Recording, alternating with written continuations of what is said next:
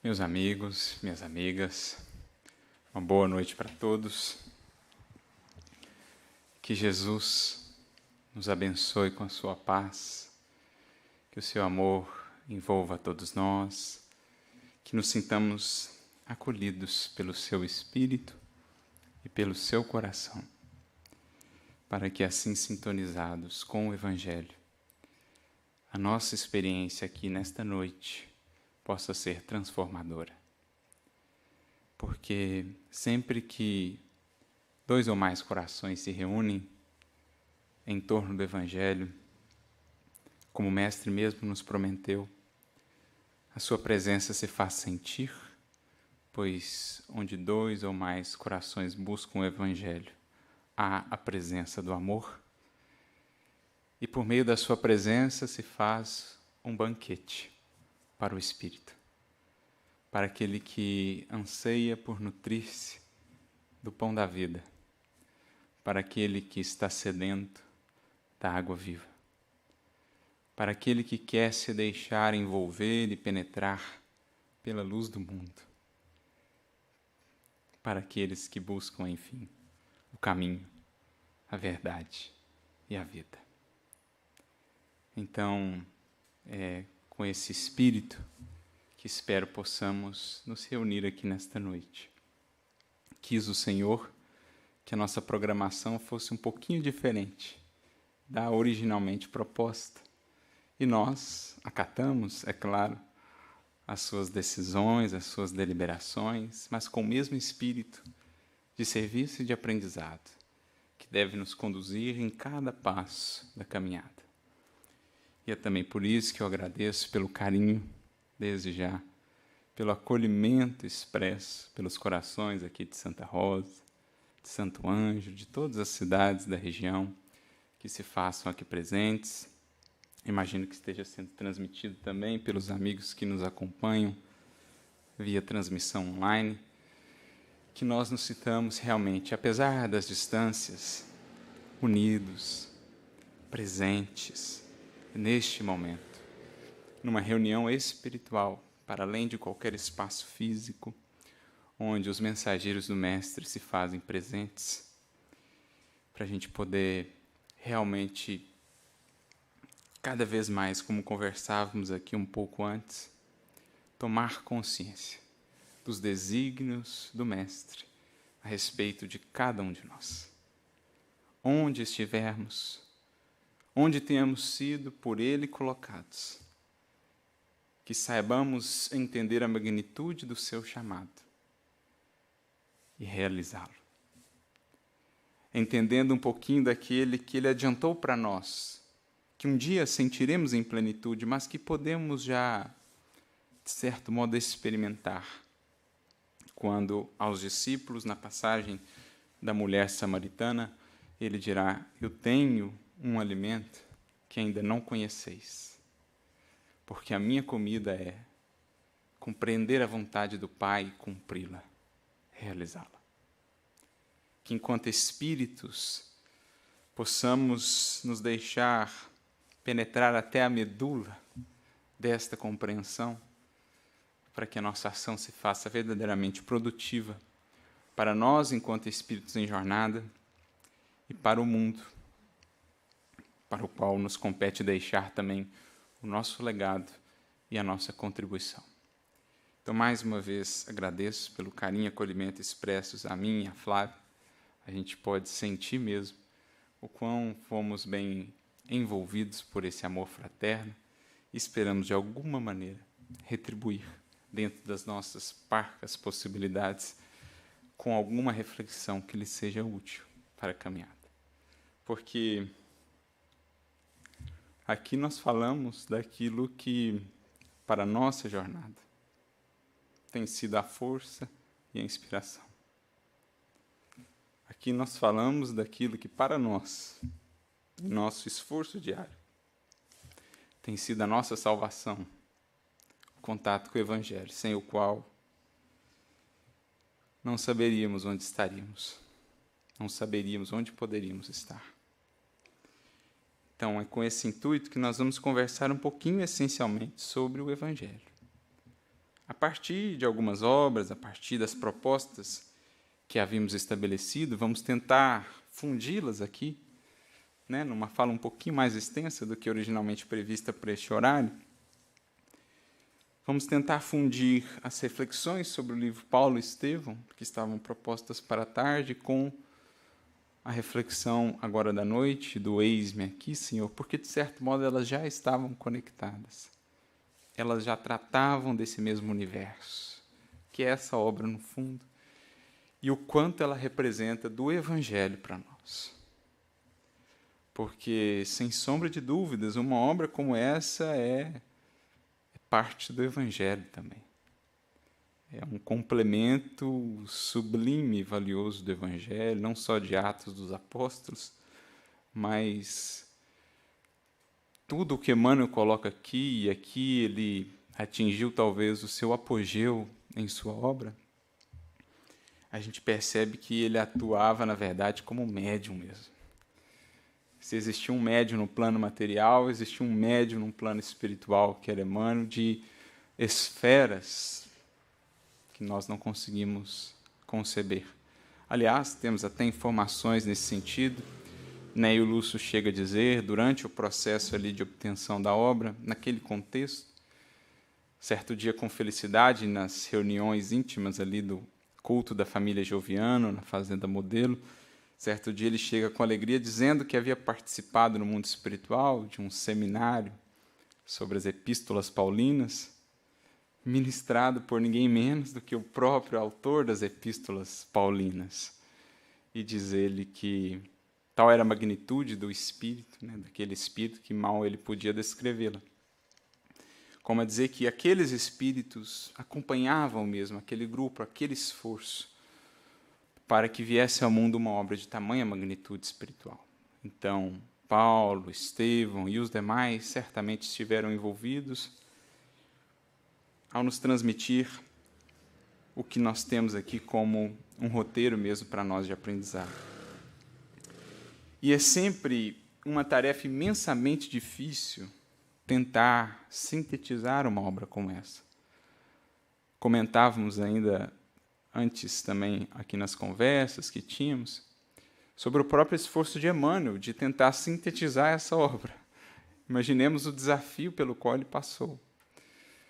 Primeiro porque, como ele mesmo comenta também nos cultos da família Joviano, em mensagens que ali ele trouxe, uma vez que ele concebeu esse projeto e que o projeto começou a se desenrolar, ele foi buscado no mundo espiritual por inúmeras criaturas, inúmeros espíritos que queriam deixar ali o seu testemunho, porque espíritos que conviveram com Paulo àquele tempo.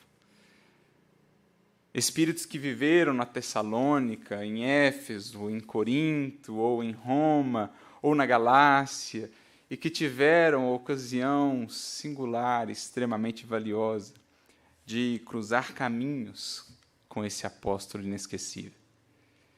E profundamente transformados e gratos a ele, queriam deixar a sua contribuição para a obra. Porque todo projeto no bem, e quanto mais elevado for, quando ele surge, ele emite um sinal que ecoa pelo universo, congregando corações e mentes que sintonizem com esses propósitos e com essas causas, especialmente aqueles que de algum modo estão mais relacionados. E assim, de alguma maneira, souberam desse projeto que se iniciavam e buscaram Emmanuel no mundo espiritual, querendo deixar o seu contributo. E Emmanuel chega a dizer na mensagem, olha, se eu fosse colocar tudo o que esse pessoal está me trazendo, a obra não chegaria a cabo. Mais ou menos como João escreve no final do seu evangelho, se tudo que ele fez fosse posto em livro ou fosse escrito, creio que nem todos os livros do mundo poderiam contê-lo. Assim também uma obra como essa. Tal o número de corações que aqui se entrelaçam. Porque eu costumo dizer que essa obra, ela reflete aqui uma das características, né, dos personagens principais, ou de um deles mais propriamente, que é o apóstolo Paulo. Ele que foi tecelão, o tecelão do Cristo, não só de tapetes, não só mexendo ali as tramas, né, e compondo-as para formar a sua tapeçaria, mas ele que foi um tecelão de corações, de sentimentos, tecendo-os magistralmente na obra-prima que nos legou, em cartas vivas do Evangelho, que foram a sua maior contribuição, para além das cartas escritas e do seu imenso conteúdo espiritual. Ele mesmo chega a dizer: as minhas verdadeiras cartas são vocês. São os corações que, por meio dos singelos esforços, ele, dizia, que faço, venham a se tornar cartas que falem com eloquência, beleza, de maneira cativante para o mundo acerca de Jesus. Essas são as cartas dele. O principal legado de Paulo. Esses corações que, passados séculos, não o esqueceram. E são profundamente gratos a ele, e certamente estão vinculados à tarefa cristã no mundo espiritual, graças a um coração que soube ser com Jesus esse coração capaz de entrelaçar tantas vidas em torno de um ideal e de uma causa. Esse, aliás, é um dos motes principais da obra. O coração que se transforma e é capaz de transformar. O coração que é buscado pelo Cristo, aceita o convite, deixa de hesitar, vai a campo, semeia e depois tem o que ceifar. Passa pelos testemunhos, passa pelas lutas, mas a sementeira e a frutificação não se fazem tardar. Então, como dizia, é um desafio sintetizar uma obra como essa. Além dessas questões oriundas aí às tantas fontes que buscavam, Emmanuel também fazia um esforço ali para deixar a obra o mais acessível possível. E é até interessante vermos esse cuidado de Emmanuel, até o cuidado com o preço que a obra teria no mundo dos encarnados. Ele fez de tudo para fazer um volume só, quando alguns companheiros, ali por meio do Chico, sugeriam 2 volumes. Ele não queria encarecer por demais, para torná-la o mais acessível possível. A preocupação do Espírito, que nem está aqui encarnado, nem tem a ver com coisa de dinheiro e tal, mas ele pensa no alcance da obra. E por isso esmerou-se com uma imensa dificuldade. Ficamos imaginando o que é para esse Espírito ter que tirar alguma coisa ali, tirar outra coisa ali, aquilo devia doer no coração. Mas ele falava, é pela causa, é pela finalidade. E aqui estamos nós, no difícil esforço de tentar sintetizá-la, porque poderiam, sem dúvidas, passar anos e anos a fio a estudá-la. E é certamente o que muitos fazem, o que muitos têm feito, já fizeram e seguirão fazendo, porque um dos intuitos dessa nossa conversa é também este, deixar um gostinho de quero mais, instigar, como certa feita um espírito nos disse na reunião mediúnica, quando Jesus disse que os seus discípulos são convidados a ser o sal da terra, é também no sentido de que a gente precisa salgar um pouquinho a vida dos outros para deixar ali a sede de buscar a água viva.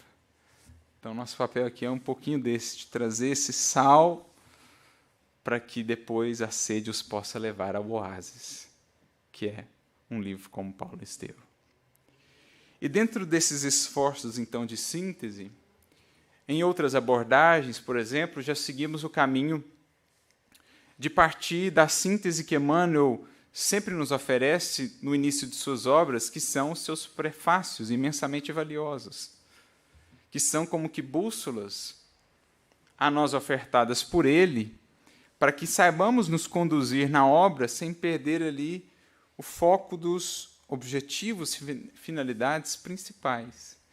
E no livro Paulo Estevão não é diferente, ele traz a sua conhecida breve notícia, é o título que ele traz, ou que ele dá ao prefácio da obra.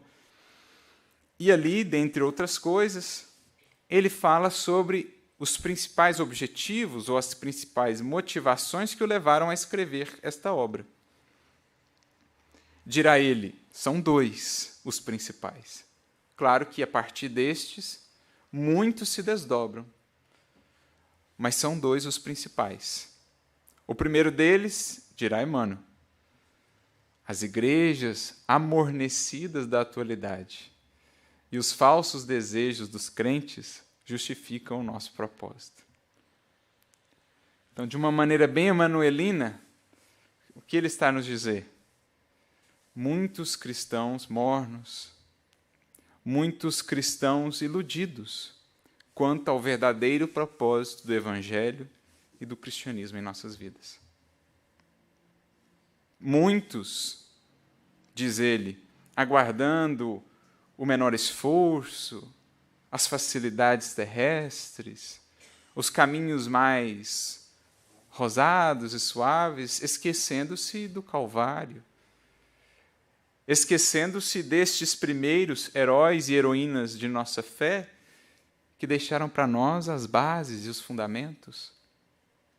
Não só lá, aos tempos do cristianismo primitivo, mas também aqui, aos tempos das primeiras bases do Evangelho em nossa nação, na terra do Cruzeiro, ou mesmo aqueles que foram os pioneiros do Espiritismo, nestas plagas que enfrentaram tantas lutas, mas com tanto denodo, com tanta fidelidade, com tanta entrega. Uma das coisas que mais nos encanta e felicita nas viagens que temos tido a oportunidade de fazer é conhecer em cada local um pouco dessa história, dos pioneiros, das pioneiras, daqueles nomes que são lembrados com um profundo carinho e guardados no escrínio do coração, como patriarcas e matriarcas que abriram um veio dourado de valores espirituais, nos quais nós, que viemos depois, vamos fazendo a nossa parte na continuidade da tarefa. Muitos, na seara espírita, na seara cristã, acabam por se esquecer do esforço ou dos esforços destes primeiros, de seus sacrifícios, de suas lutas, até de suas quedas que foram revertidas em seu erguimento, em renovação. Queria ele, portanto, nos lembrar do que é o Evangelho de fato, para que não caíssemos nós nessa mornidão, nesta indecisão, na falta do cometimento, da entrega, que definirá todo o nosso caminho cristão. Porque, como disse Emmanuel, certa feita a Chico e a todos nós, na tarefa cristã, começar é fácil, continuar é difícil, chegar ao fim é crucificar-se. É preciso lembremos-nos desses exemplos, que encontraram na cruz de seus testemunhos a glória oculta que há para aqueles que descobrem, mesmo na dor, a força do servir e do amar, como forças transformadoras da vida. É o que Emmanuel vai dizer, é a glória oculta da crucificação. Por poucos ainda no mundo entendida essa glória. Mas que esses corações aqui nos lembram muito bem. Então esse é o primeiro motivo. E o segundo que ele nos trará é para que nunca venhamos a nos esquecer de que na seara cristã o trabalho nunca se dará de maneira solo. Há sempre o elemento essencial da cooperação. Pois para que a seiva do amor possa fluir, nutrindo a árvore da vida, repletando-a de frutos, é preciso que haja pelo menos 2 pontos entre os quais ela possa se ligar, fluir e avançar. Por isso, talvez Jesus tenha dito, onde 2 ou mais, como a frisar que é preciso sempre pensarmos mais do que um. Corações que se congregam. A lei de cooperação que ele próprio destacou ao sendo o Cristo de Deus, escolher colaboradores para a sua tarefa. Colaboradores que não eram perfeitos, colaboradores que tinham ainda muito a ajustar-se, como a deixar para nós também esse ponto de contato que nos fizesse sentirmos mais próximos do chamado do Evangelho, que não é feito para anjos, mas para nós, os que aqui estamos, os que vamos descobrindo que é no trabalho que nos aperfeiçoamos, no trabalho que nos dignificamos,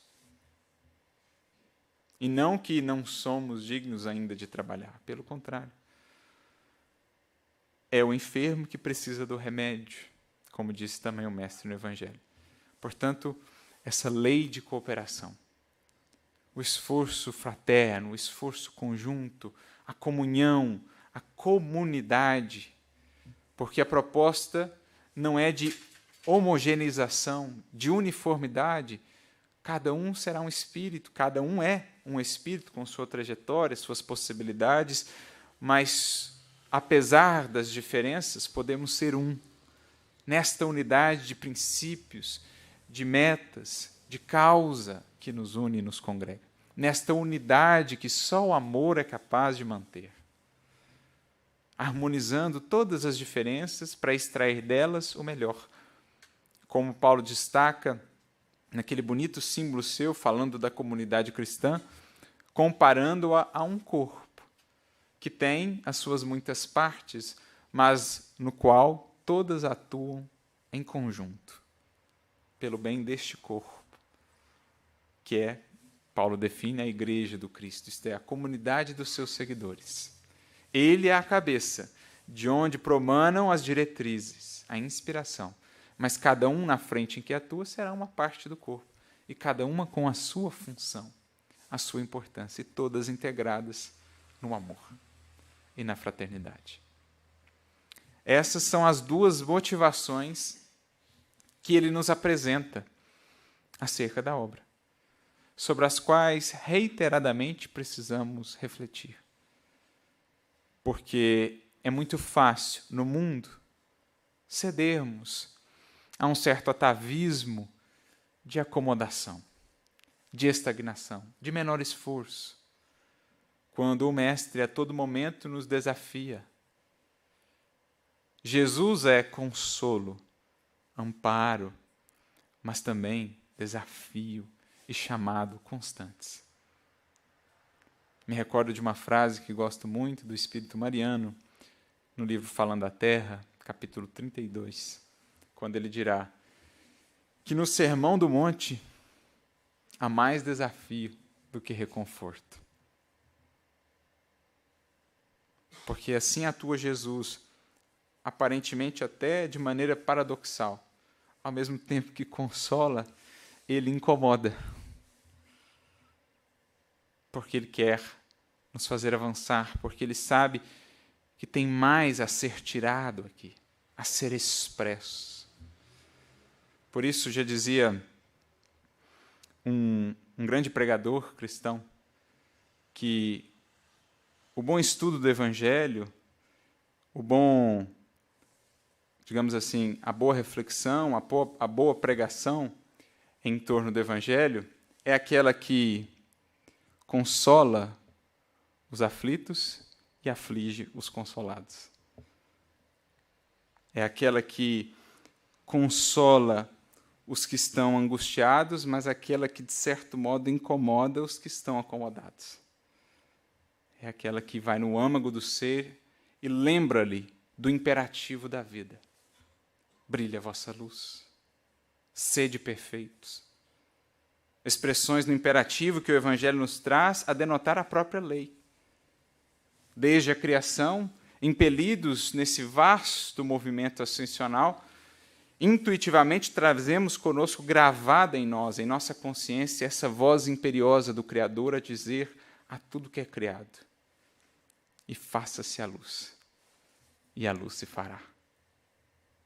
Desde o fiat lux inicial, desde a criação, tudo que sai de suas mãos, simbolicamente pensando, Deus não terá mãos como concebemos, obviamente, mas tudo que sai de suas mãos criadoras ou de seu verbo criador está por essa lei impelido à luz.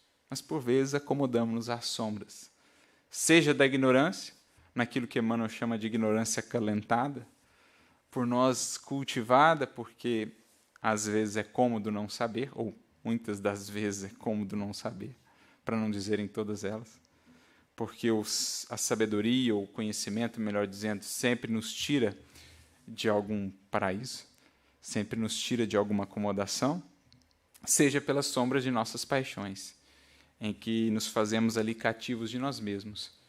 Mas, cedo ou tarde, o alto tem meios de nos fazer despertar e lembrar desse imperativo da vida, para que voltemos à caminhada. Então, essas são as duas motivações que, ao longo da obra, se traduzirão em duas partes. E essas duas partes terão também, digamos assim, dois motes principais, cada uma delas. Melhor, um mote cada uma delas, né? 2 motes ao todo. Se pudéssemos sintetizar a primeira e a segunda parte em uma palavra para cada, aqui é uma visão, né? A partir de nossos estudos, naturalmente muitas são as possíveis, como um diamante de múltiplas faces, nós definiríamos a primeira parte como sendo despertar e a segunda parte como sendo testemunhar. Porque, em síntese, esta é a nossa jornada em relação ao Evangelho. Em algum momento da trajetória espiritual, o despertamento. Claro que, ao longo dela, são como que vários despertamentos em níveis cada vez mais profundos, mas existe aquele que é um marco para todo espírito. Existe um caminho de Damasco. Em algum momento da trajetória, aquilo que grava-se para sempre na alma, como um divisor de águas. E que, para Saulo, sabemos bem qual é. Nós também o teremos. Talvez nesta existência, talvez em outras. Mas a primeira parte fala-nos sobre o despertar. Fala-nos, veremos, sobre o Cristo que busca. Ao passo que a segunda nos fala sobre o testemunhar. E, portanto, do cristão que busca. Porque é desse encontro que se fará a redenção do mundo. Cristo a buscar os corações despertos a buscarem o Cristo. Desse encontro fazem-se as obras-primas do Evangelho, que são as vidas por ele transformadas. Como diz Emmanuel, o Evangelho é o código de ouro das vidas transformadas para a glória do bem. É daí que surgirá a redenção do mundo, desse encontro, desse passo entre despertamento e testemunho, e a decisão que marca essa transição. Primeiramente, portanto, é o coração caminhando ainda sem um norte muito claro e definido na sua trajetória. Mas esse coração não está esquecido. O Mestre mesmo nos prometeu no Evangelho, por meio de uma série de parábolas, uma delas em especial, talvez 2 ou até 3, porque no fundo as 3 tratam do mesmo tema, aquelas que se encontram no Evangelho de Lucas, capítulo 15. Na sequência, a parábola da ovelha perdida, a parábola da dracma perdida, a parábola do filho perdido, ou dos filhos perdidos, porque os dois, em verdade, estavam, o mais novo e o mais velho, o filho pródigo e o outro, seu irmão. As 3, no fundo, tratam do mesmo tema, que é esse amor que busca, esse amor que acolhe, esse amor que respeita um afastamento, mas que também move recursos e meios para trazer de volta esse coração ao caminho a seguir. Na parábola da ovelha perdida, Jesus dirá que o bom pastor vai atrás daquela uma que se transvia. As 99 que já estão, de certo modo, cuidadas, que já estão, de certo modo, mais conscientes e atentas, ali ficam, a aguardar na postura fiel. Mas aquela outra transviada, o mestre não a deixará. Como o bom pastor que é, sai em busca delas. E aqui entra esse aspecto que me fascina no livro Paulo Estevão, e sobre o qual cada um de nós precisa meditar em sua própria vida. O mestre que busca e a maneira pelas quais ele nos busca. A maneira sutil e silenciosa, às vezes mais enfática e ostensiva, mas de um modo geral, tão sutil e silenciosa, por meio da qual Jesus opera, por meio da qual o próprio Criador opera. Há uma frase das que mais me marcaram na obra, uma frase de Gesiel, naquele momento dificílimo em que eles estão presos, ele, a irmã, o pai, nós conhecemos aquele início da história, e ele dirá: Deus opera em silêncio e não concorre com as vaidades das criaturas.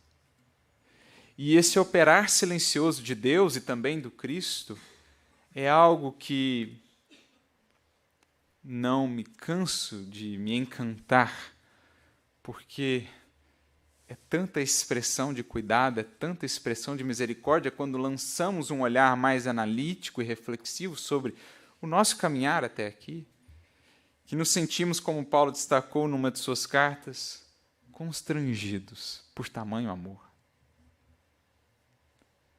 Esse agir silencioso que se manifesta na obra de tantos modos, de tantas maneiras, que a gente fica até impressionado, porque nós estamos aqui há 2000 anos, ou 2000 anos passados, destes acontecimentos.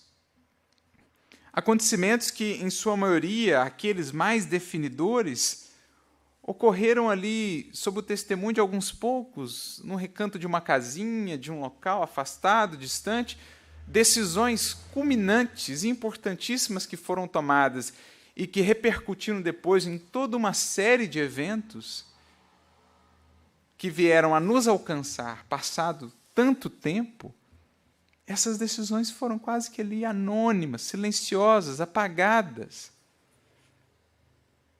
Enquanto que no mundo vemos tantas vezes os brilhos, os fogos de artifício, as ilusões, os devaneios, etc., Deus faz crescer um bosque inteiro, uma floresta exuberante, em absoluto silêncio.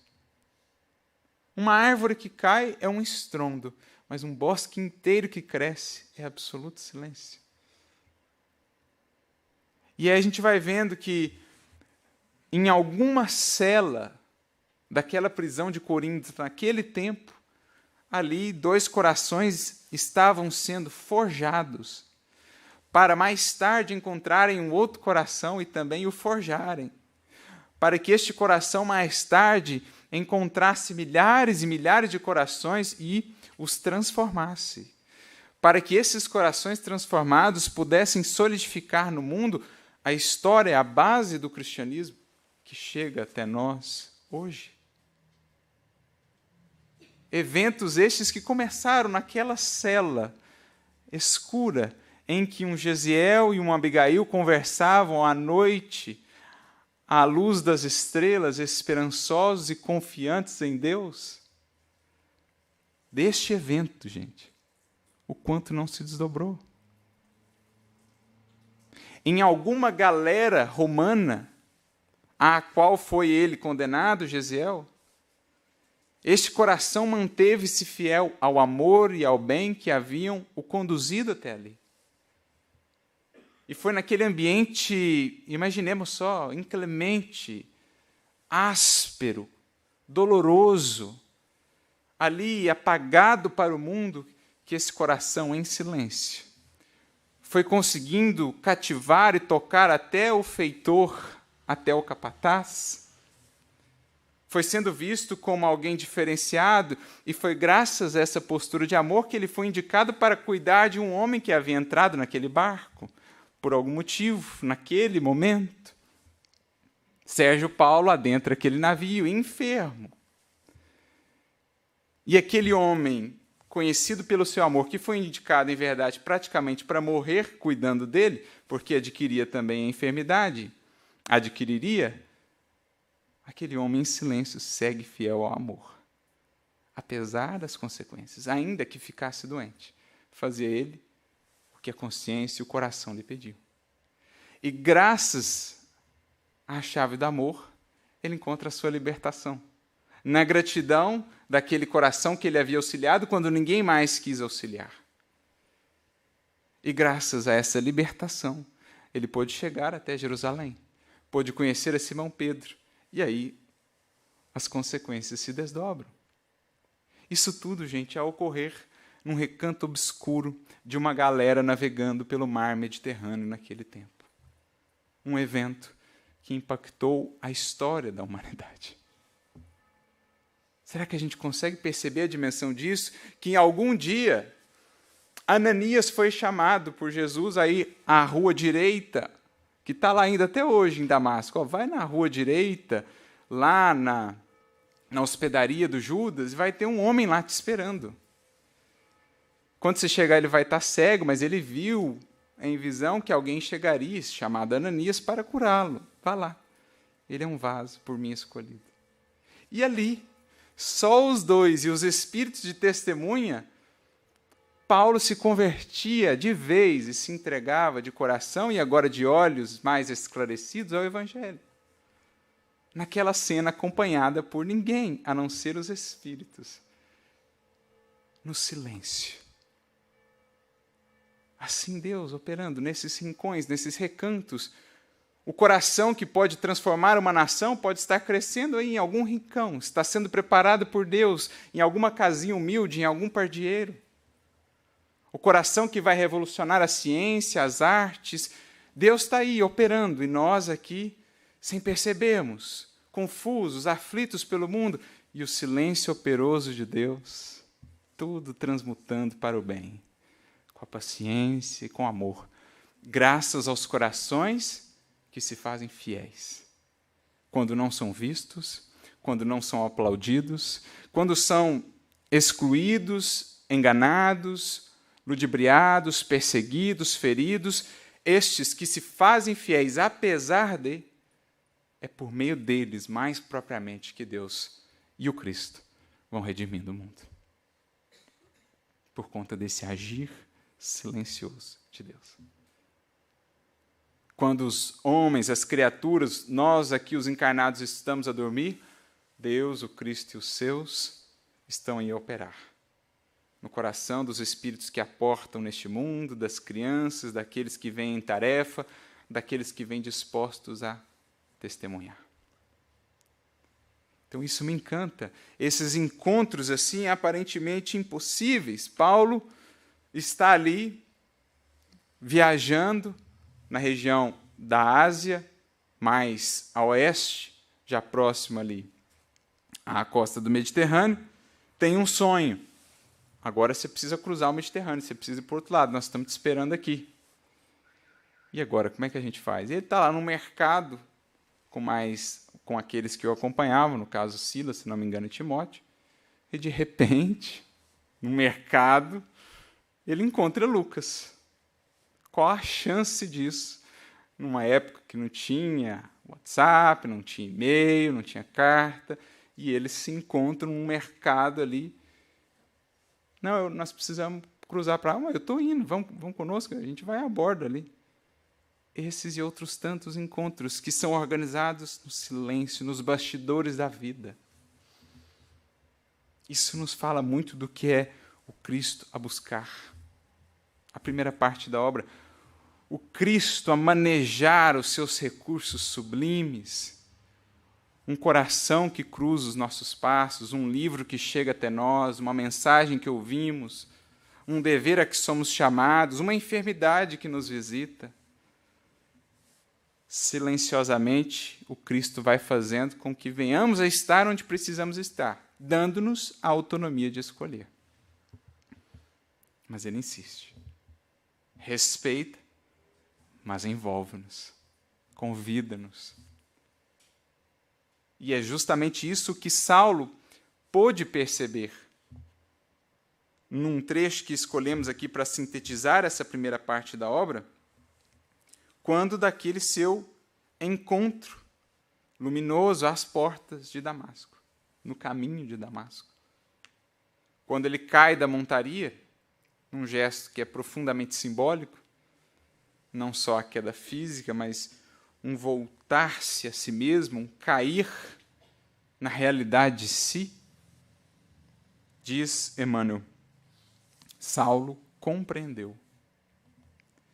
Desde o primeiro encontro com Estevão, forças profundas o compeliam a cada momento e em qualquer parte à meditação dos novos ensinamentos.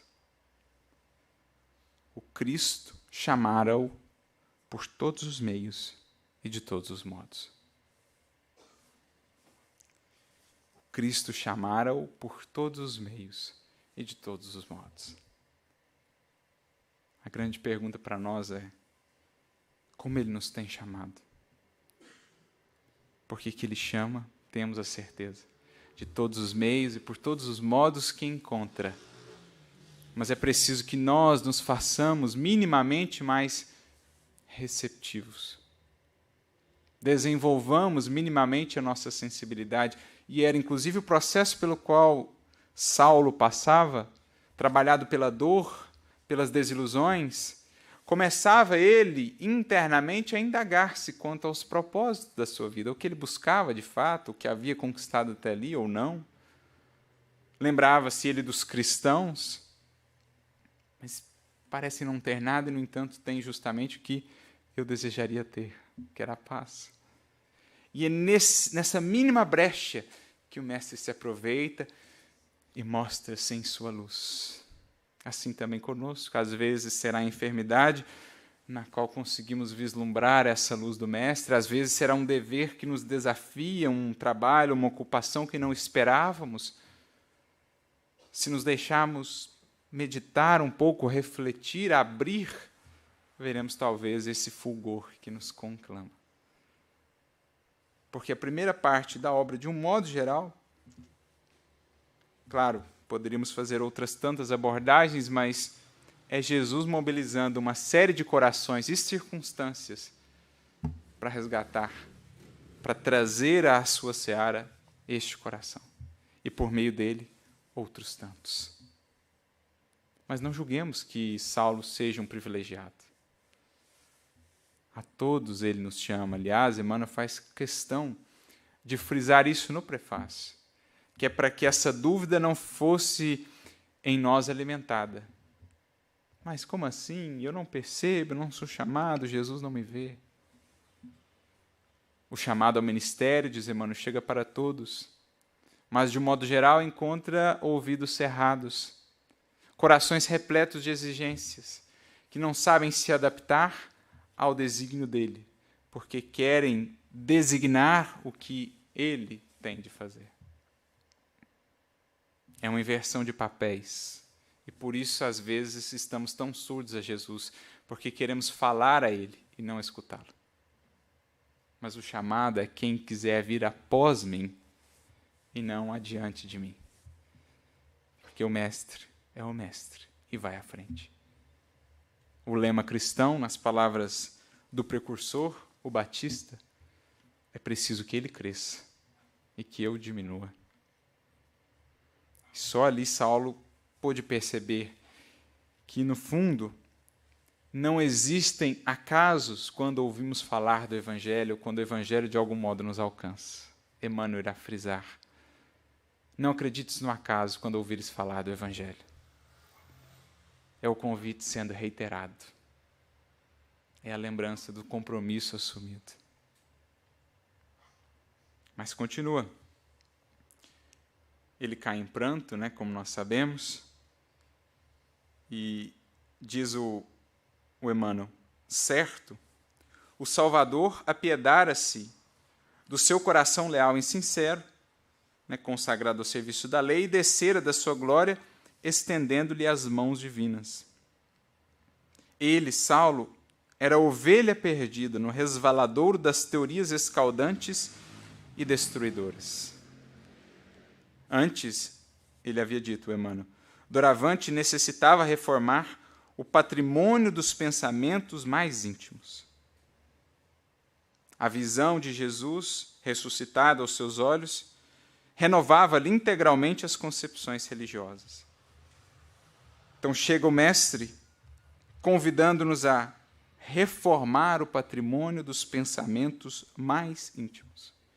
Efetivamente, construir em novas bases. Fazer uma reavaliação completa de valores. Porque do despertamento passamos agora à construção do discípulo, à construção do servidor, que é também, por si, um outro processo. No despertamento, ou antes dele, caminhávamos à torta e à direita, sem um norte, sem um rumo, sem propósito efetivamente definido, ou apenas atrelados às ilusões do mundo, da matéria. Mas após o despertar, surge agora um horizonte de deveres e de chamados para o espírito. Vem então o seguinte, talvez mais desafiador passo. O coração já foi desperto, tocado pela misericórdia de Jesus, agora é a construção do instrumento, o afinar do instrumento. Mãos, coração, enfim, todas as nossas potências a serviço. Esse é o segundo passo do testemunho. Em que sentido? Expressar a vida do Cristo em nossa vida. Essa é a finalidade de cada discípulo. Um dia chegar a ser apóstolo. Um dia chegar a poder dizer, como Paulo disse, sem qualquer presunção, já não sou mais eu quem vive. É Ele que vive em mim. Esse é o ápice do testemunho. Aquele que demonstra em vida o que o Cristo tem feito em seu íntimo. Aquele que demonstra em vida o seu compromisso com o Evangelho. Então é preciso, a partir desse despertar, iniciar a jornada da construção interior de nós mesmos, para que estejamos habilitados a testemunhar. E aí Paulo também, na segunda parte, veremos, terá uma longa jornada de construção, assim como cada um de nós. Porque, de uma maneira sintética, usando o próprio Paulo, poderíamos assim representar a sua trajetória e a de todos nós, lembrando dessas duas partes aqui. Paulo dirá na sua carta aos Efésios, outrora erais treva, mas agora sois luz no Senhor. Andai como filhos da luz. Essa, em síntese, para mim, é a história do livro. É a mensagem que ele quer transmitir. Antes do Mestre, a treva da ignorância, a treva das paixões, da cegueira espiritual. Uma vez em contato com o Evangelho, a luz do Senhor, que brilha em nossos passos. Mas ainda aí o trabalho não está acabado. Por isso Paulo conclui, andai como filhos da luz. Porque muitos temos permanecido no agora sois luz no Senhor, isto é, a luz do Evangelho já brilhou em nossos passos, mas não temos ido além disso, fazendo com que a luz do Evangelho brilhe em nosso coração e em nosso modo de ser. Então ele começa, ou ele entende, a partir desse convite, desse contato com Jesus, que dali por diante era preciso reformar por completo o patrimônio dos seus pensamentos íntimos.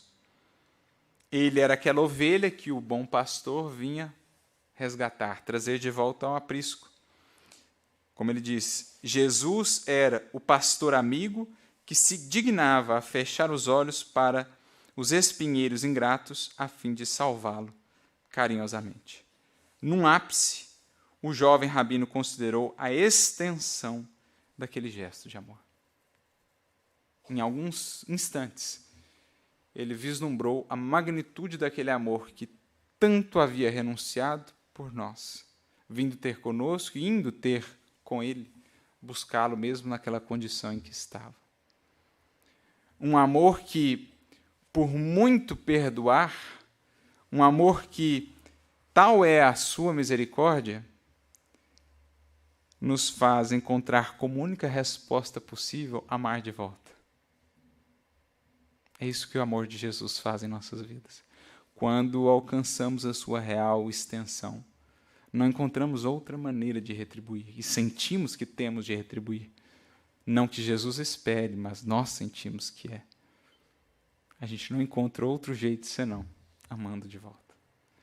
Amando a Ele e amando a Ele na figura dos seus tutelados, de nossos irmãos, ou na figura da obra que nos cabe realizar, seja da instrução, seja a da exemplificação, seja a da assistência.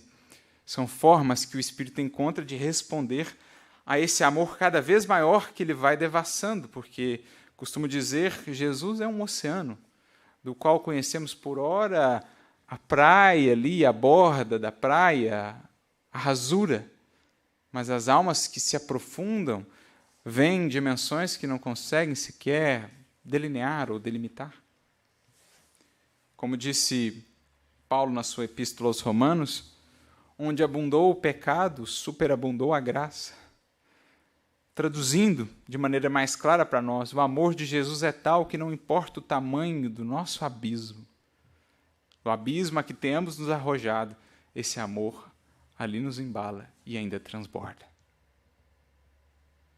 Não importa o quão pequeninos ou vazios nos sintamos, se a esse amor nos abrimos, ele nos preenche e sobra. Porque o que ele mais quer é ver-nos mais largos, de coração mais amplo e mente mais expandida, para podermos albergar mais e mais desse amor, transportando aos corações que ainda não o conhecem. E aí ele lembra-se, em lágrimas, de tudo que ele havia vivido até ali, os seus sonhos de ter uma família haviam ido por água abaixo, com o desencarne de Abigail, seus projetos tantos, e ele então percebe que agora era o momento mesmo de seguir um outro caminho, e diz Emmanuel: banhado em pranto, como nunca lhe acontecera na vida, fez ali mesmo, sob o olhar assombrado dos companheiros, e ao calor escaldante do meio-dia, a sua primeira profissão de fé: Senhor, que queres que eu faça? O passo essencial de transição entre o despertar e o início do testemunhar se chama decisão. Decisão que, naturalmente, é secundada pela vontade, faculdade soberana da alma.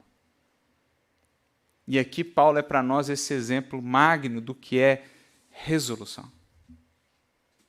Mesmo oriundo daqueles caminhos escabrosos, mesmo podendo ali encaminhar-se aos pântanos do remorso e da culpa indefinidamente, esse coração resoluto olha para o futuro, percebe a magnitude do amor que o embalava, não o esmagava, mas lhe estendia a mão, e então diz: a ti me entrego, o que queres que eu faça? Não pergunta o teor do trabalho, não estabelece exigências, prazos, termos. O que queres que eu faça? Decisão, meus amigos. Definição.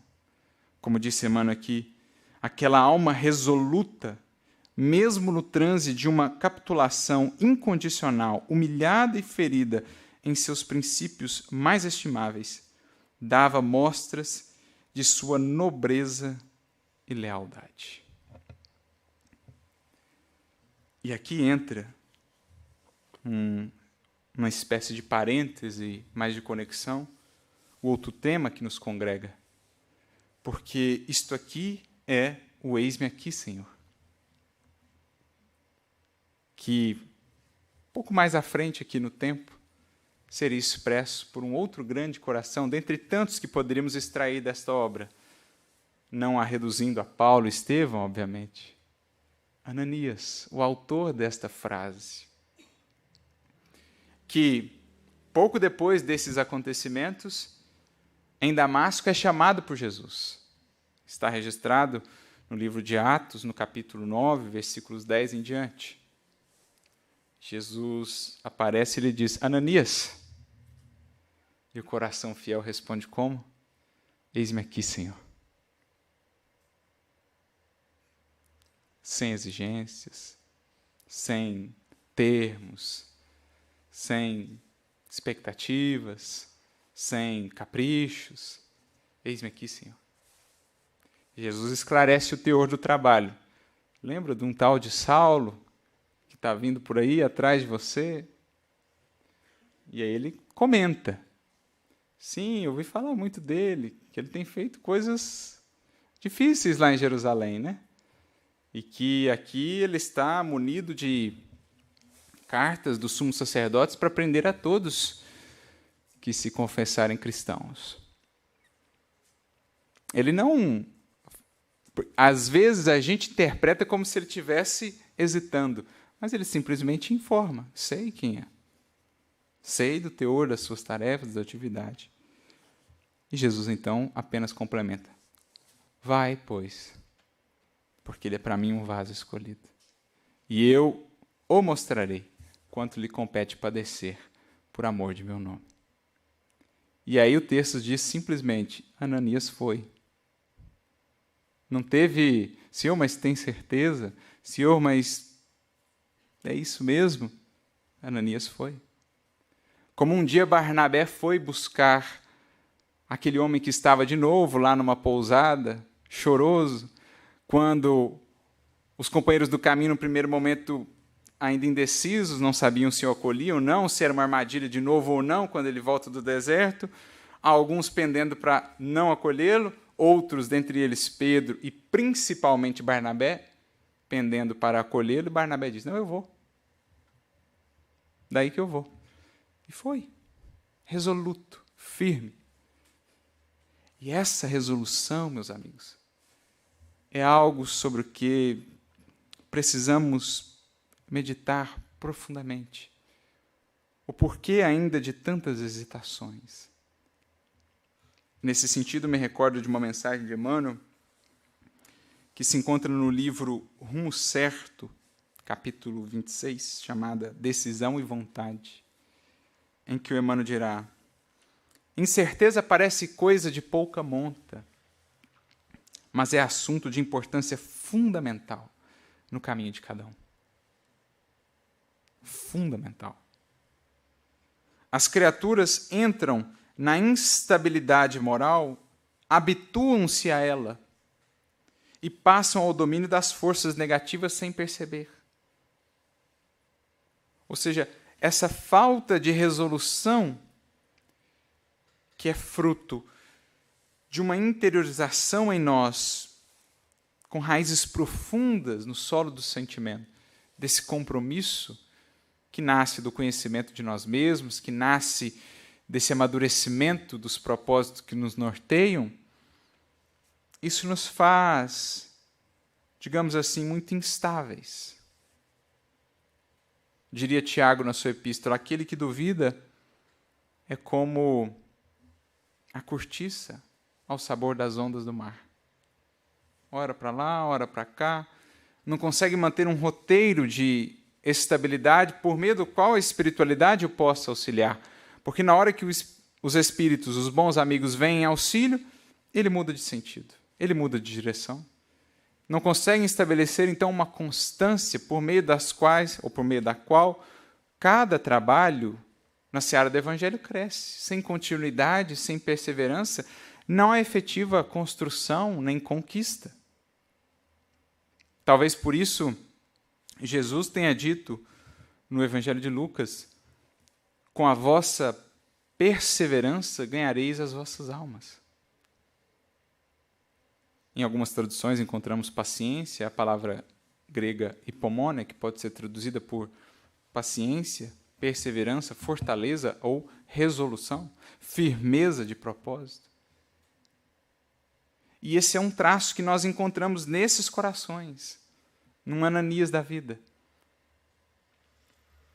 Essa resolução, essa vontade firme que os colocava disponíveis, seja qual for a tarefa.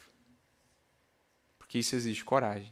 Esses dias mesmo eu passava pela passagem do cego de Jericó, no Evangelho de Marcos, e aí quando Jesus para recebê-lo, né, as pessoas que se dirigem a ele dizem assim, coragem, ele te chama.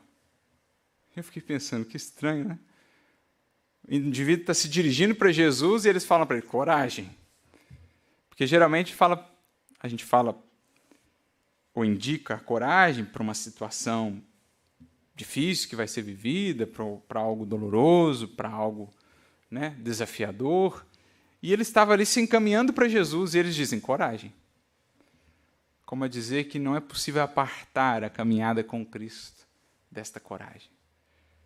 Que é um agir amoroso, agir com o coração, de onde vem a própria palavra. É um coração resoluto e que, por tal firmeza, contagia, agrega. Por que essas almas eram tão capazes assim de contagiar? Resolução. Sabe aquelas almas que a gente convive, que você vê que aquilo está tão entranhado nele, aquilo vibra tão fundo nele, brilha tão belamente nos seus olhos, que aquilo nos toca, aquilo nos envolve, aquilo nos arrasta. É a força dessas almas. Lembrando ainda um outro exemplo que Emmanuel vai comentar, no livro Vinha de Luz, capítulo 12, em que ele fala de Barnabé. Estamos aqui, Paulo, Ananias, Barnabé, para ver esse traço em comum entre eles. Nessa mensagem, o Emmanuel comenta uma fala do livro de Atos, 11, 24, quando diz que a fé de Barnabé era tal que ele uniu muitas almas ao Senhor. E aí o Emmanuel vem comentando, dizendo que pregar a doutrina não exige, assim, grandes coisas do indivíduo, alcançar um título de teólogo, de sacerdote. Isso aí muitos de nós temos feito sem tantos esforços assim ao longo dos séculos. Aconselhar, divulgar, falar da doutrina. Agora, unir almas ao Senhor é diferente. Porque, dirá ele, para imantar corações em Jesus Cristo, é preciso trazer o cérebro repleto de inspiração superior e o coração inflamado na fé viva. Algo que só os fiéis servidores conseguem alcançar. E é por isso que um Barnabé uniu e imantou tantas almas ao Cristo. Um Ananias, do mesmo modo, pelo eis-me aqui, pela resolução, sem exigências. É para servir? Vamos ao serviço. O horizonte se mostra turbulento e sombrio? Coragem, ele te chama. É você que foi chamado a estar diante desta tarefa. Não estás ali por acaso, então, coragem. Ele te chama. Oferta-te, entrega-te a ele e ele saberá te utilizar. Mas é preciso definição. Esse é o eis-me aqui, Senhor. Por isso, Emmanuel continua voltando à mensagem sobre decisão e vontade. Dizem-se nessas criaturas que acabam caindo sob as forças negativas sem perceber, dizem-se confiantes pela manhã e acabam indecisos à noite. Frequentemente rogam em prece, Senhor, eis-me diante de tua vontade. Mostra-me o que devo fazer. E quando o Senhor lhes revela, através das circunstâncias, o quadro de serviço a expressar-se, exclamam em desconsolo, quem sou eu para realizar semelhante tarefa? Não tenho forças, ai de mim, que sou inútil. Porque aqui entra aquela reflexão de cada um, no íntimo de si mesmo, sobre onde nós estamos colocando o mas. A lembrar de uma outra mensagem de Emmanuel chamada O Mas e os Discípulos, em que ele diz que essa simples palavrinha, pela sua posição em relação ao nome do Cristo, faz-nos a confissão de entrega ou ainda de acomodação. Está no livro Pão Nosso. E ele vai exemplificar. A mensagem de Jesus é muito bela, luminosa, mas eu não consigo. Eu sou muito frágil. Eu isso e aquilo outro. Vejamos a diferença. Eu sou muito frágil, imperfeito, mas Jesus. Percebem a diferença? Do mas antes e do mas depois? Jesus é o mestre dos mestres, a luz do mundo, mas... E aí vem o compromisso com a inação ou com a estagnação. Eu sou muito imperfeito, tenho reconhecido cada vez mais as minhas fragilidades. Mas Jesus haverá de suprir as minhas deficiências e me permitir ser de algum modo útil na sua seara. Muda tudo. Por isso, talvez Paulo tenha dito: quando sou fraco, então sou forte. Porque é partindo do conhecimento das minhas fraquezas, mas colocando Jesus depois disso, depois do mas, é que então a gente encontra a força de realizar. Que não vem de nós, por óbvio, vem dele. Mas é preciso que essa força possa encontrar um coração aberto, um coração disponível. E aqui está o papel desta resolução, desta decisão que Ananias soube expressar tão bem, que Saulo soube expressar tão bem, naquela sua primeira confissão de fé. Senhor, eis-me aqui. O que queres que eu faça? Porque o que Ananias percebeu, e aqui a gente volta ao livro Paulo Estevão, Ananias ele percebeu quando teve o seu encontro com Jesus ali na crucificação, que do olhar do mestre partia para ele um chamado. Diz Emmanuel: da cruz do martírio, Jesus lançara-lhe um olhar inesquecível. Para o seu espírito, aquele olhar traduzia um chamamento sagrado que era indispensável compreender. Porque ele acompanhou a cena, ele estava em Jerusalém para a festa, no templo, viu compadecido o mestre escoltado pelos guardas levando a cruz ao Gólgota, e naquele último instante, derradeiro instante, quantos espíritos dizem ter visto o olhar do Cristo diretamente para si? É incrível isso. Em quantas obras, em quantas reuniões mediúnicas temos tido a oportunidade de ver esses espíritos que dizem: ali ele me lançou um olhar que eu nunca mais pude esquecer. E assim será conosco. Às vezes na figura de um assistido, de um aflito que ali adentra. Às vezes numa frase, num sentimento que nos envolve, sentimos-nos sob a luz desse olhar que nos chama, esperando o querer. Está no teu querer seguir-me agora ou daqui a milênios. Como ele disse um dia ao senador que nos trouxe isto aqui. Ele vê toda aquela cena, Ananias, passam-se os 3 dias, corre a notícia da ressurreição, e então ele busca vincular-se ao trabalho, vincular-se a Simão Pedro, logo no início da Casa do Caminho Nascente. Por quê? Diz o texto, e aqui é muito bonito, tão sublime a narrativa, quando ele foi dialogar com Simão Pedro, tão sublime a narrativa, tão elevados os ensinamentos e tão profunda a revelação que lhe aclarava o Espírito, que aceitou o Evangelho sem mais hesitação. Então, o que ajudou ele a construir essa resolução? A não mais hesitar? 3 coisas. A sublime narrativa. E quem que narrou para ele? Pedro. O que a gente depreende disso?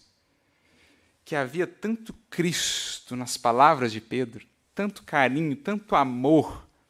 Ele soube traduzir com tanta verdade o Evangelho em sua vida e naquilo que falava, que ele pescou mais um coração, que ele imantou mais um coração. Então, a sublime narrativa a destacar o papel de cada um de nós na expansão do Evangelho, porque é por meio de um outro coração que cada espírito virá a conhecer Jesus. Não tanto o Evangelho lido, mas o Evangelho visto. Claro que esse nos ajuda, o Evangelho lido, mas é o visto que nos conecta. Então, a sublime narrativa, o papel daquele que testemunhou, no caso Pedro, os elevados ensinamentos, por óbvio, quem quer que se debruce sobre o Evangelho encontra um tal tesouro que, de encantamento em encantamento, vai caminhando assim, quase que em êxtase, porque nunca cessa de brotar deste manancial, uma água que nos sacia. Parece nunca acabar a riqueza das palavras de Jesus, os detalhes, as nuances, enfim. Então, o Evangelho, as lições mesmo falam também por si, quanto mais, quando em paralelo com uma vida que as traduza.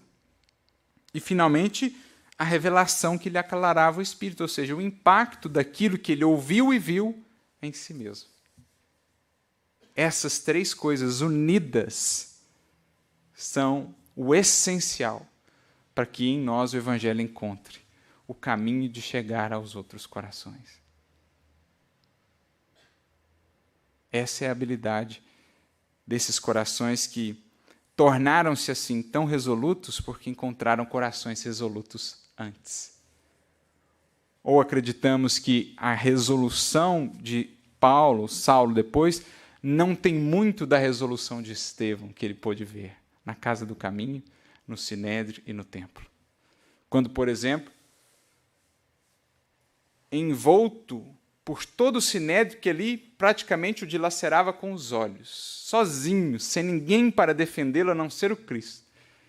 Diante dos seus julgadores parciais, não havia qualquer imparcialidade ali, sabendo já certamente do seu destino, aquele homem sozinho ouve do seu juiz: o Sinédrio tem meios de fazer esquecer esse Cristo. E ele diz: o Sinédrio tem 1000 meios de me fazer sofrer, mas desconheço no mundo força capaz de me fazer renunciar a Jesus Cristo. Será que isso não impactou aquele coração? Para sempre. Então é essa resolução que vai migrando de coração em coração, que vai convertendo discípulos em formação, em discípulos que testemunham e, posteriormente, em apóstolos que imantam mais e mais corações ao Cristo. Essa é a transição entre as duas partes da obra, resolução, ou entre as duas etapas do nosso caminho, antes e depois de Jesus, com a resolução que faz toda a diferença. Porque aí depois vem os testemunhos. Ou esperaríamos caminhar no mundo por caminhos mais suaves do que os dele. Por isso, quando já no oitavo capítulo da segunda parte, quando Saulo está se dirigindo preso para Roma, despedindo-se, portanto, ali da Palestina, daquelas terras, ele é visitado por uma multidão na praia de Cesareia Marítima, que veio lhe agradecer. E ali, pela primeira vez, depois de muitos anos de trabalho, o seu coração sente-se, pelo menos quite, em parte, com a multidão. Outrora, ele havia sido temido. Agora, ele sentia-se amado. E agradecia a Jesus pela ocasião do trabalho e das tantas lutas que lhe permitiram renovar a visão da sua tarefa ou do seu legado. E é aquela cena muito comovedora, ele mesmo se emociona e diz: choremos de alegria, irmãos. Ele era prisioneiro, injustamente, há 2 anos, e não se considerava como tal. A tal modo fazia da sua prisão ocasião de serviço com Jesus, que o centurião que o conduzia, na hora de... porque ficaram amigos e ele o deixava sem as algemas durante a viagem. Mas chegando perto de Roma, ele precisou prendê-lo de novo. E ele chega todo constrangido assim, né? Para prender ele de novo, para colocar a algema. E Paulo: cumpre o seu dever, meu amigo, fique tranquilo, né? E aí esse centurião emocionado fala: quisera eu ser também como você, um prisioneiro do Cristo. Porque ele não se considerava prisioneiro dos romanos. Percebem que a grandeza do testemunho? Fazer até da prisão ocasião de serviço. Como o fez quando, preso em Filipos, ele e Silas, açoitados por 39 vezes, cada um, com mãos e pés presos à meia-noite, entoavam cânticos de louvor a Deus. Há uma tempestade, as grades ali se quebram, se abrem. Nenhum dos prisioneiros foge durante toda a noite, porque ficaram a ouvir aqueles dois irmãos falando de Jesus e de esperança. Quando o carcereiro dá por si, acorda e percebe as portas arrombadas, já intentava cometer o suicídio quando ouve uma voz lá de dentro que diz: não faça isso, estamos todos aqui. Quando ele chega e vê aquela cena, os dois presos, com pés e mãos amarrados, com as costas ainda ensanguentadas, e todos os prisioneiros ao redor deles, ele cai de joelhos e diz: eu sou cristão. Percebe que é a força do testemunho? Por isso ele disse: oremos de alegria, irmãos. Não há maior glória neste mundo que a de estar o homem a caminho de Cristo Jesus. E o Cristo, ou o Mestre, foi ao encontro do Pai através dos martírios da cruz. Abençoemos a nossa cruz de cada dia. É preciso trazermos as marcas do Senhor Jesus. Porque se não as tivermos, o Evangelho pode brilhar luminoso em nossa inteligência e em nosso verbo, mas não teremos ascendência, nem abriremos as portas dos corações. Só quem testemunha.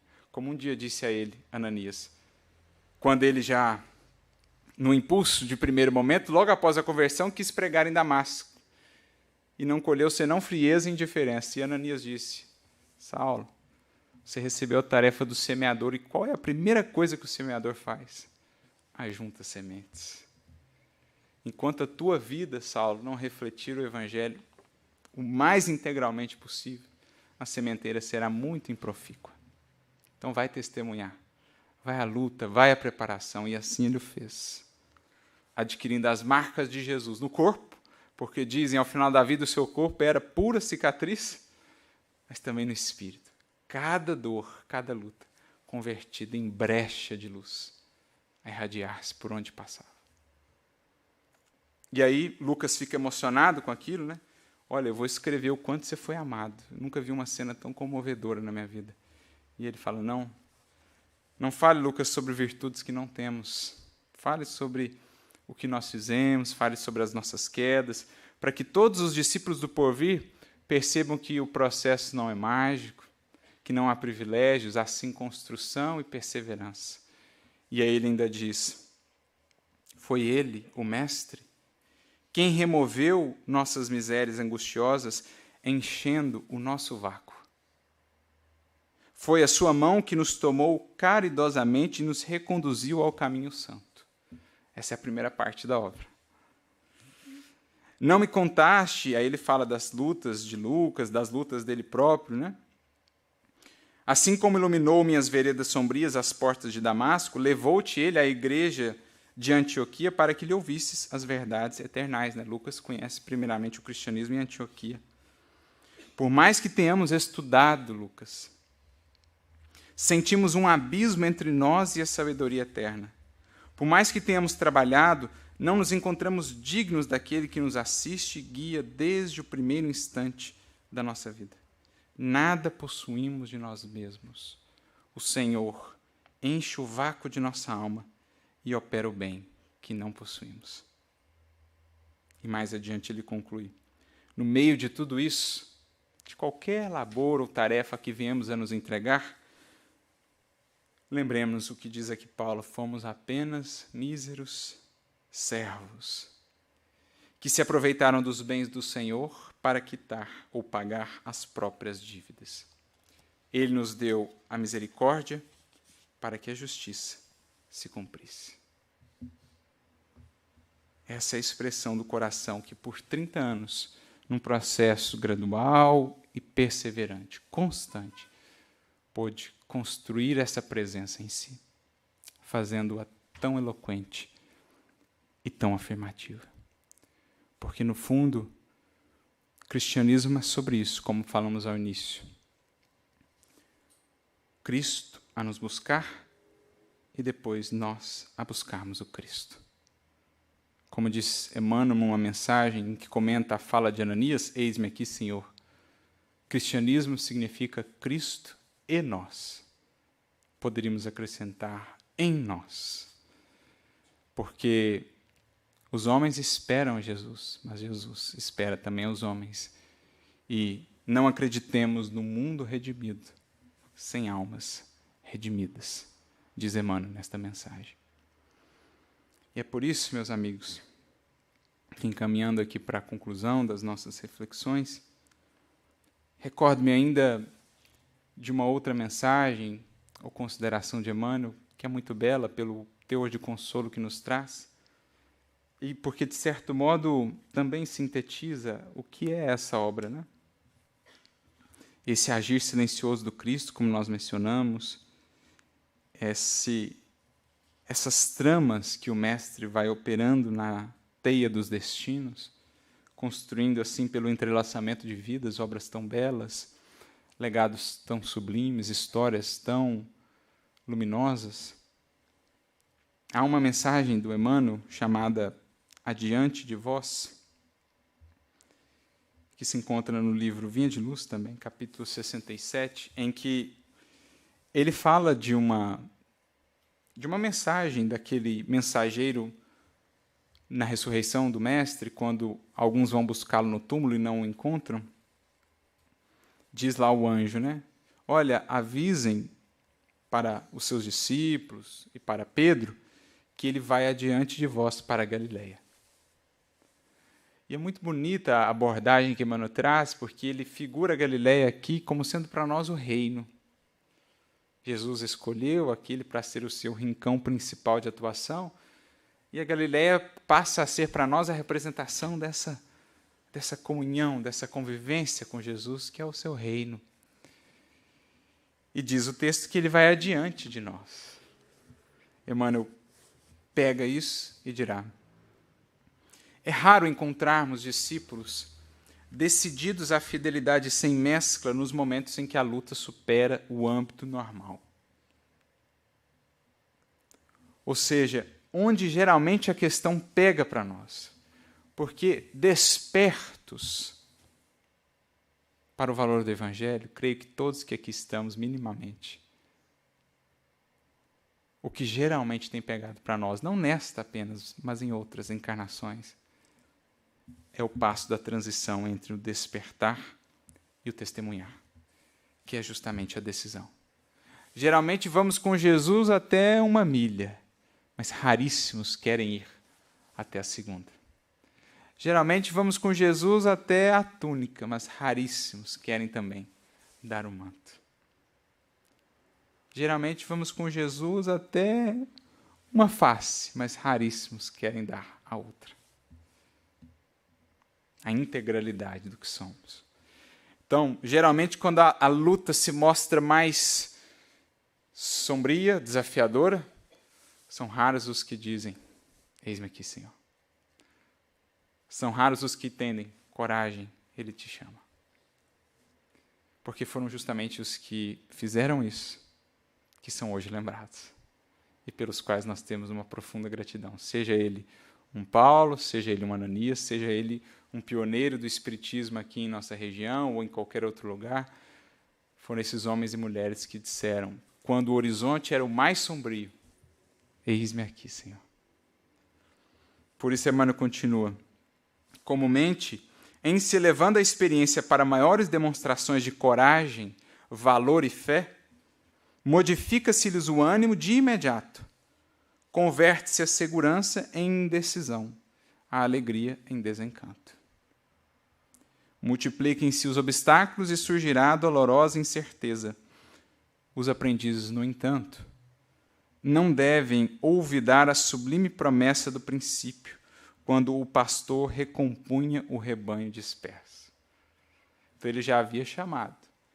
Depois das lutas maiores, novamente o rebanho se dispersou e ele chama de novo, porque ele insiste, não desiste.